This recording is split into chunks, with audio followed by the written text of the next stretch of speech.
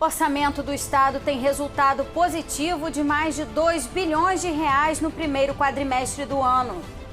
Comissão aprova nomes de 3 novos integrantes do mecanismo de combate à tortura. Parlamentares pedem intervenção do governo no transporte ferroviário. A Alerj faz campanha para doação de sangue em parceria com o Hemorrio. Plenário aprova a criação do selo Amigo dos Entregadores. E Procuradoria da Assembleia vai acompanhar investigações das ameaças sofridas pelas deputadas Renata Souza e Gisele Monteiro. O Jornal da Alerj está começando agora.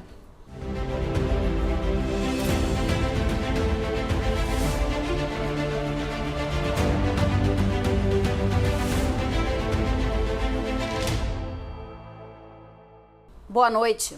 O Estado do Rio teve um resultado orçamentário positivo de 2 bilhões e 200 milhões de reais no primeiro quadrimestre de 2024. Mas a tendência é que o ano feche com déficit primário. Os números foram apresentados em audiência pública da Comissão de Orçamento da Alerj. O déficit primário significa que as despesas vão ser maiores que as receitas, sem contar a dívida do Estado com a União, estimada em aproximadamente 161 bilhões. O bom desempenho do ICMS e dos royalties puxaram para cima a arrecadação, mas os gastos também subiram, elevados principalmente pela despesa com pessoal, nas funções de segurança pública em 8% e do judiciário em 25%. O secretário de Fazenda explica que a dinâmica das despesas se acelera no decorrer do ano e que dificilmente o Rio escapa do déficit primário em 2024. No início do ano, nós temos procedimentos de abertura de orçamento e etc. que fazem com que essa dinâmica da despesa, em especial em investimentos, ela dê uma desacelerada e acelere ao longo do ano. Isso é absolutamente natural, acontece em todos os entes. Então, assim, a nossa expectativa é que os investimentos se acelerem ao longo do ano e aí sim fazendo que esse déficit se acentue. A dívida com a União também preocupa. Uma liminar do STF limitou o valor a ser pago esse ano e suspendeu a multa de 30% imposta pelo governo federal pelo descumprimento do regime de recuperação fiscal. Um alívio que pode durar pouco. A gente estaria com a previsão de pagar 11 bilhões, vamos pagar 4,9 bilhões. A gente foi salvo por uma liminar do ministro Toffoli, porque a gente é vítima há muito tempo de um agiota chamado União, né?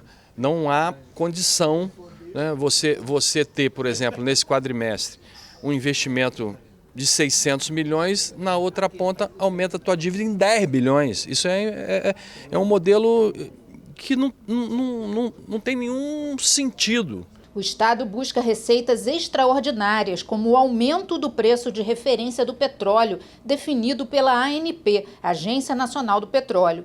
Um projeto de lei que tramita na Câmara dos Deputados em Brasília também pode ajudar o Rio ao redefinir as regras para o cálculo de royalties e participações especiais. Uma alteração dessa metodologia faria com que esses preços ficassem mais próximos aos preços de mercados, que são preços mais altos que estão sendo praticados hoje na definição do preço de referência.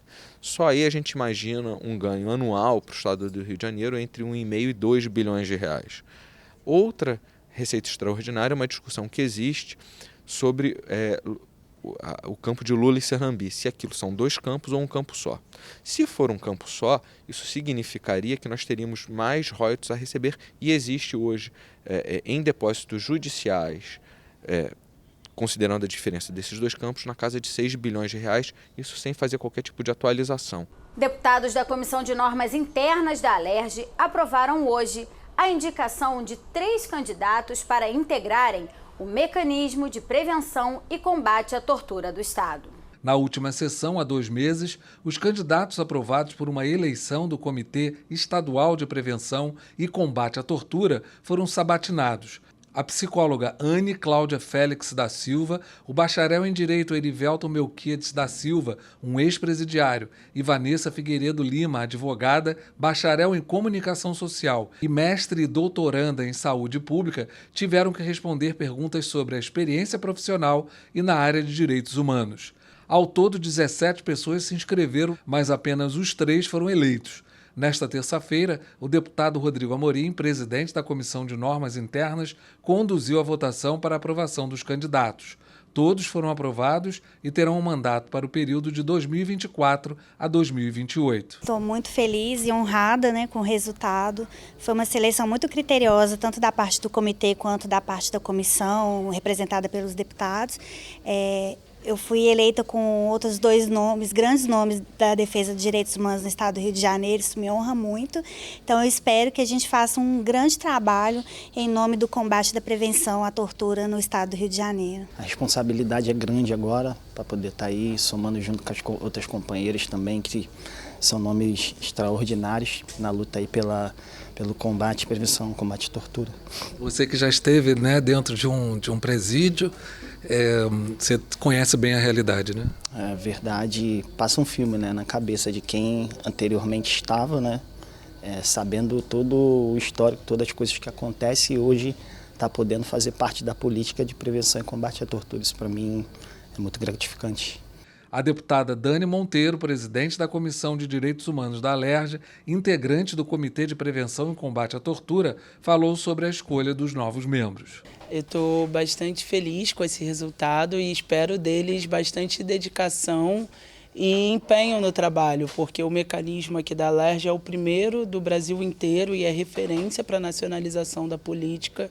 Então, para nós, a responsabilidade de quem assume hoje essas vagas é de um duro trabalho e de um farol para todos os entes federativos sobre o que deve ser desempenhado.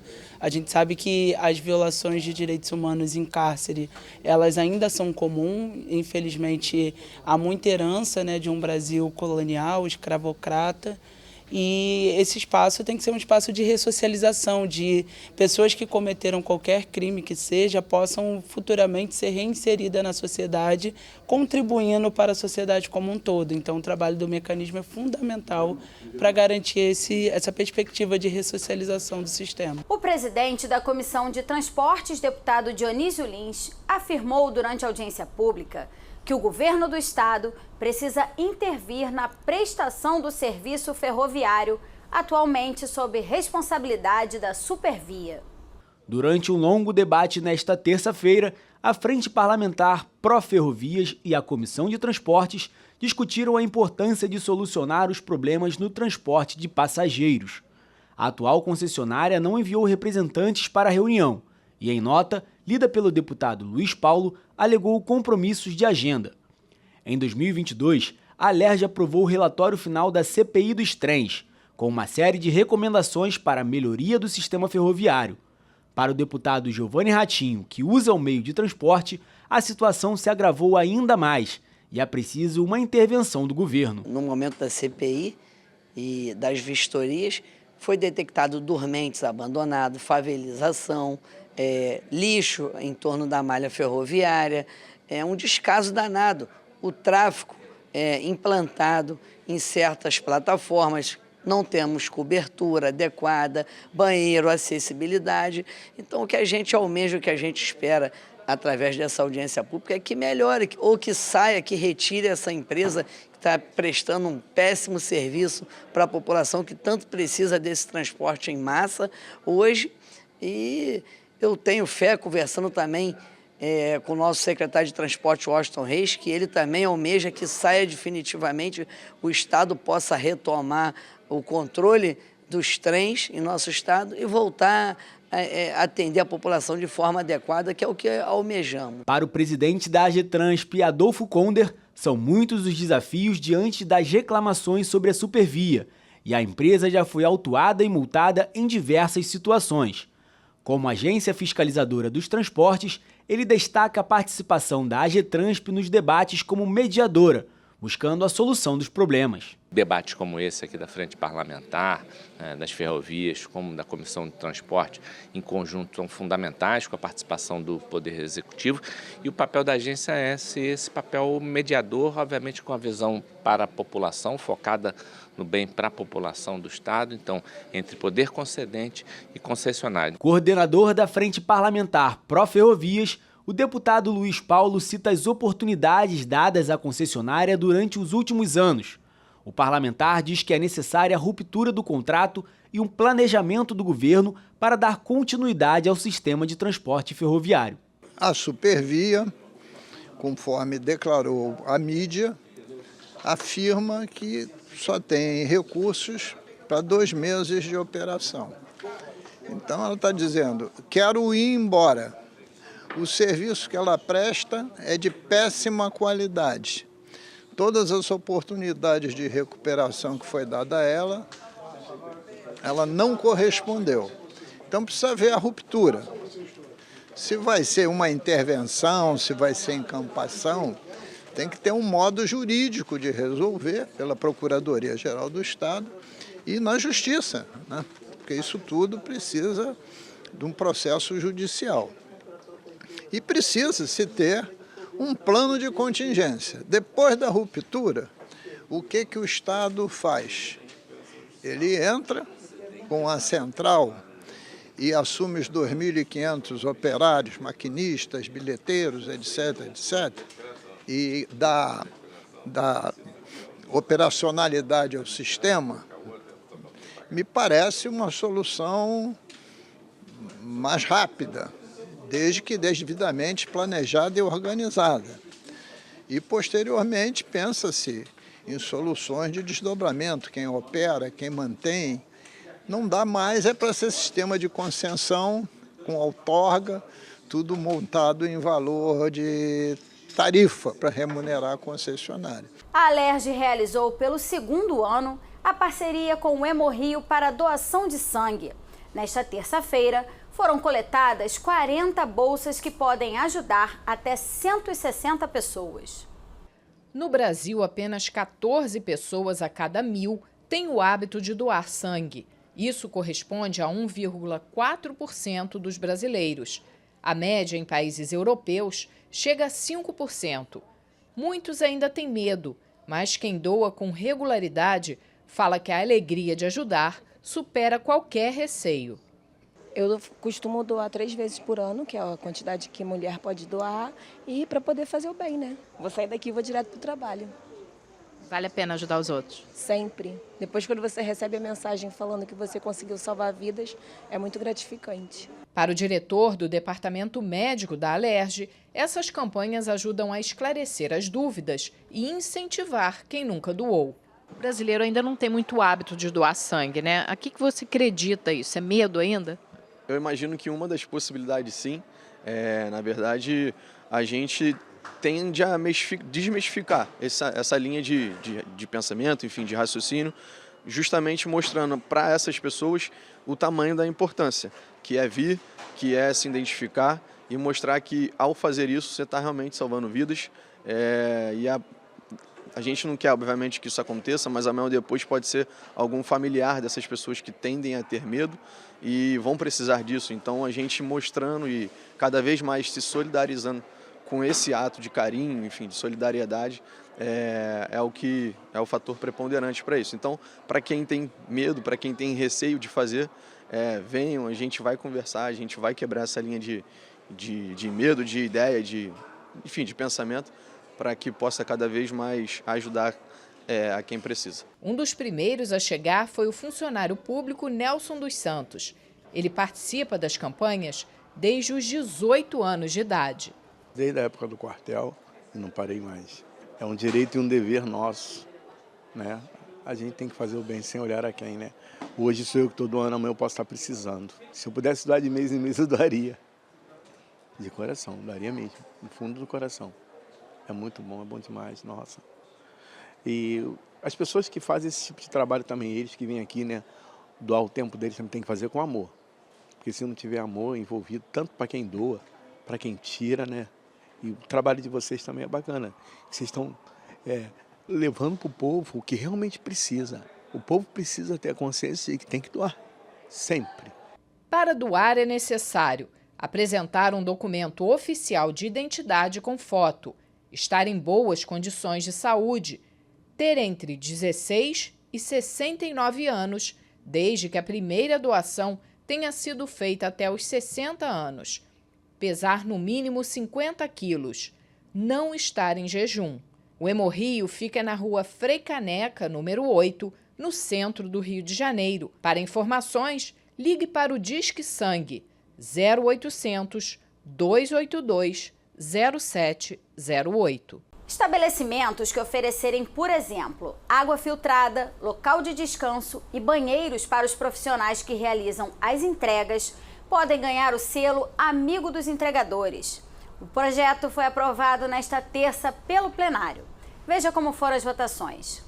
Os deputados iniciaram a sessão plenária desta terça-feira elegendo o segundo vogal da mesa diretora. O deputado Rafael Nobre, do União, vai ocupar o cargo deixado pelo deputado Dr. Deodalto, do PL, que se licenciou para comandar a Secretaria Estadual de Agricultura. Fico muito feliz, meu primeiro mandato, com apenas 1 ano e meio de mandato, e poder fazer parte da mesa diretora como segundo vogal.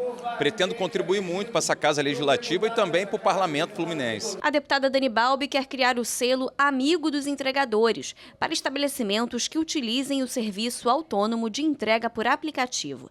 Para a obtenção do selo, o local deve proporcionar aos trabalhadores benefícios como o uso dos banheiros, água filtrada, locais de descanso e de recarga dos celulares utilizados para a verificação dos serviços.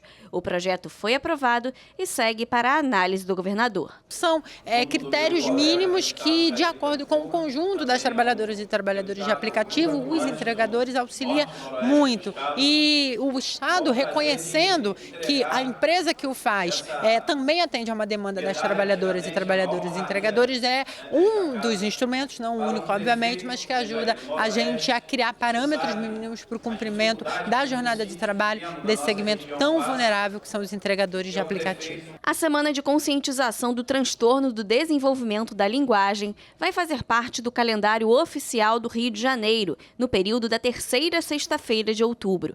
Instituições públicas ou privadas poderão realizar ações de conscientização sobre o tema.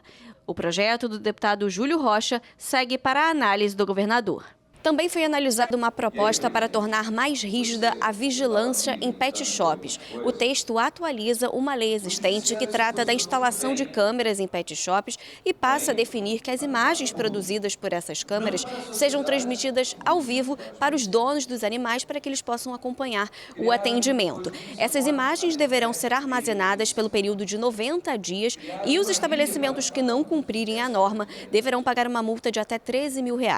Esse projeto é de autoria do ex-deputado Átila Nunes e recebeu 5 emendas dos parlamentares. Também pode fazer parte do calendário oficial do Rio de Janeiro a Semana de Conscientização da Alimentação Saudável, que deve ser realizada na semana do dia 16 de outubro, que é o Dia Mundial da Alimentação. A ideia é que sejam realizados eventos, palestras e ações educativas sobre o tema. O projeto do deputado Daniel Librelon foi aprovado e segue para a análise do governador. A Procuradoria da Alerj vai acompanhar as denúncias e investigações sobre as graves ameaças sofridas pelas deputadas Renata Souza e Gisele Monteiro através dos e-mails institucionais das parlamentares. Foi no meu e-mail institucional, no meu e-mail mesmo, deputada Gisele Monteiro, e assim, de uma forma muito agressiva, de uma forma baixa, e eu até gostaria de responder, não só como mulher, como mãe solo, entre aspas, como uma sociedade costuma chamar de vulnerável, mas como psicóloga jurídica, psicóloga forense, palavras de um serial killer. Muito complicado, a gente já entrou em ação, nosso jurídico está trabalhando, nossa equipe de segurança, estou descendo agora da coordenadoria de segurança da casa, a gente já conversou com a delegada que está tomando todas as medidas cabíveis. Eu já fiz um registro de ocorrência na DECRAT, que é a Delegacia de Crimes Raciais.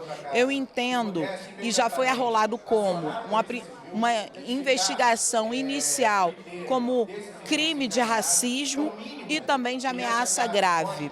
É claro que todos os xingamentos de ordem racista, machista e misógino também tem por trás uma violência política de gênero. Então a gente entende que é uma tentativa de interditar o nosso trabalho. Então é seríssimo, é gravíssimo. Eu espero que as autoridades policiais já façam aí uma investigação rigorosa e que chegue a esse suspeito e que responsabilize essa pessoa. O Jornal da Alerj fica por aqui. Você pode acompanhar a programação também em nosso site e pelas redes sociais. TV Alerj, o canal do povo. Uma boa noite para você e até amanhã.